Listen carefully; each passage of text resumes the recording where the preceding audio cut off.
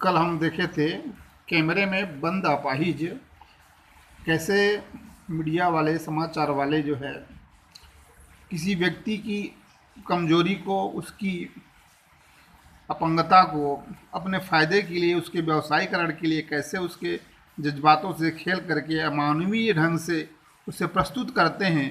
इस ओर जो है कवि जी ने यह व्यंग्यात्मक कविता लिखी है। उससे आगे फिर हम पर्दे पर दिखाएंगे फूली हुई आँख की एक बड़ी तस्वीर, बहुत बड़ी तस्वीर, और उसके होठों पर एक कसमसाहट भी। आशा है आप उसे उसकी अपंगता की पीड़ा मानेंगे। एक और कोशिश दर्शक, धीरज रखिए, देखिए, हमें दोनों एक संग रुलाने हैं, आप और वह दोनों। कैमरा बस करो, नहीं हुआ रहने दो, पर्दे पर वक्त की कीमत है, अब मुस्कुराएंगे हम। आप देख रहे थे सामाजिक उद्देश्य से युक्त कार्यक्रम, बस थोड़े ही कसर रह गई। धन्यवाद। इसका भाव यही है। तो इसके बाद फिर हम पर्दे पर दिखाएंगे। अब पर्दे पर उसकी जो दुख फूली फूली आंखें हैं, कवि कहते हैं कि कार्यक्रम का जो प्रस्तुत करता है वो पर्दे पर उसकी फूली फूली आंख को बड़ी तस्वीर करके दिखाएगा। जो अपाहिज व्यक्ति के होठ हैं, फूली हुई आंख और उसकी बड़ी तस्वीर, बहुत बड़ी तस्वीर, और उसके होठों की एक कसमसाहट, कसमसाहट यानी उदासीपन, उसका जो होता है बेचैनी, तो उसकी तस्वीर को दिखाएंगे। और अपाहिज व्यक्ति की जो होठ हैं, उसका जो बेचैनी है, उसकी कसमसाहट है, उसकी जो पीड़ा है, उसको शब्दों से वह व्यक्त कर पाने में और न व्यक्त कर पाने के बीच, दोनों के बीच में कसमसाहट सी है, उसकी बेचैनी है, उसकी चेहरा एकदम असमंजस की स्थिति में है।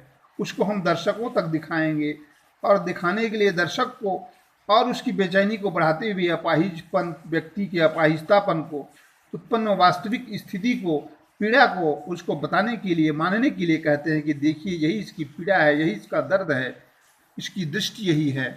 और आशा है आप उसे और अपंगता की पीड़ा मानेंगे और आप उसकी उस अपंगता को, उसकी बेचैनी को आप उसकी पीड़ा मानेंगे, समझेंगे।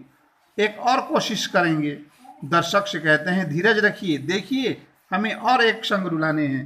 जो समाचार दिखाने वाला होता है उसकी भावना यही होती है कि दोनों को रुलाएं, एक तो उस अपाहिज व्यक्ति को और दूसरा जो दर्शक देखने वाला होता है वह भी दुखी हो, द्रवित हो, वह भी उसकी भावनाओं में बह जाए। इस उद्देश्य से वह अपाहिज व्यक्ति की शारीरिक अक्षमता को, उसको दुख दे करके, उस ठेस पहुंचा करके उसको दुखी करने का प्रयास करता है।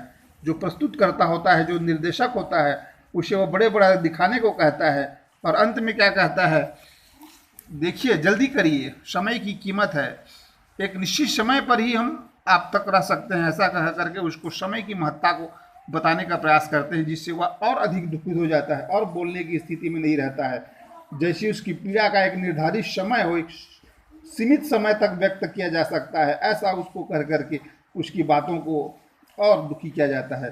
कवि यहाँ पे कहते हैं कि टेलीविज़न पर वक्त की कीमत के बारे में बताकर वो अपाहिज व्यक्ति की जो पीड़ा है उसको और कुरेदा जाता है और उसको बढ़ाया जाता है और उसको रुला देने के पीछे और उसको रुलाने, दुखी करने के पीछे कार्यक्रम का जो निर्माता है उसका उद्देश्य यही होता है, उसका व्यवसायीकरण करना, उस कार्यक्रम को लोकप्रिय बनाना, क्योंकि जो देखने वाले हैं उसकी संवेदनाओं में बहक जाएं, वो दुखित हो जाएं और उसको, दर्शकों को अच्छा लगे, उसका व्यवसाय अच्छे से चले।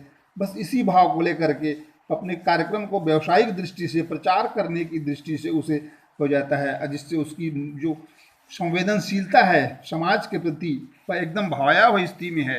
इसी स्थिति को दर्शाने के लिए, व्यक्त करने के लिए जो है वह इसको कह रहता है कि देखिए, आप देख रहे हैं सामाजिक उद्देश्य से युक्त कार्यक्रम, बस थोड़ी ही कसर रह गई।